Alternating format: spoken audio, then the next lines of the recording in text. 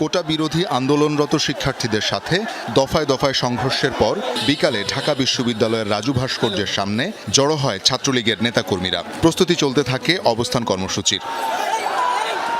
হঠাৎই ছড়ায় উত্তেজনা, কোটা বিরোধীরা হামলা করছে এমন খবরে কর্মসূচি ফেলে বিভিন্ন দলে ভাগ হয়ে বিশ্ববিদ্যালয়ের বিভিন্ন পয়েন্টে অবস্থান নেয় ছাত্রলীগের সদস্যরা। সাধারণ শিক্ষার্থীদের জোর করে তাদের মিছিলে নিয়ে আসার জন্য প্রচেষ্টা চালিয়েছে ছাত্রলীগের নেতাকর্মী, যারা কর্মসূচিতে আসার জন্য শান্তিপূর্ণভাবে রাজু ভাস্কর্যের পাদদেশে সমবেত হওয়ার জন্য আসছিল, তাদের উপরে নারকীয়ভাবে হামলা চালিয়েছে। এবং বাংলাদেশ ছাত্রলীগের নেতাকর্মীরা, ঢাকা বিশ্ববিদ্যালয়ের সাধারণ শিক্ষার্থীরা ঐক্যবদ্ধ হয়ে এই রাজাকারের প্রেতাত্মাদের ক্যাম্পাস থেকে বিতাড়িত করেছে।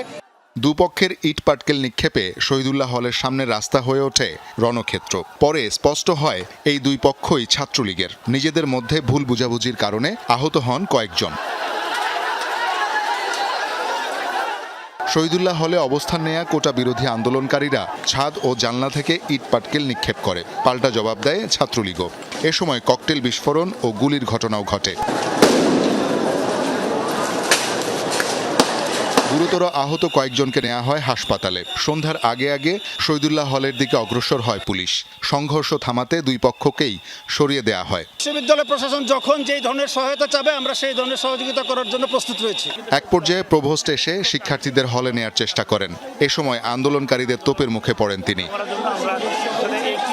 দুপুর থেকে সংঘর্ষের ঘটনায় প্রায় ৩০০ জন চিকিৎসা নেন এবং ১২ জন ভর্তি হন ঢাকা মেডিকেলে। এদের মধ্যে আশঙ্কাজনক ২ জন। সংঘর্ষ ছড়িয়ে পড়ে ঢাকা মেডিকেলের জরুরি বিভাগেও। হেলমেট পরিহিত বেশ কয়েকটি দল দফায় দফায় হামলা চালায়। এতে বিপাকে পড়েন রোগী ও স্বজনরা। এমন পরিস্থিতিতে প্রভোস্টদের সাথে জরুরি বৈঠক করেন ঢাকা বিশ্ববিদ্যালয়ের উপাচার্য।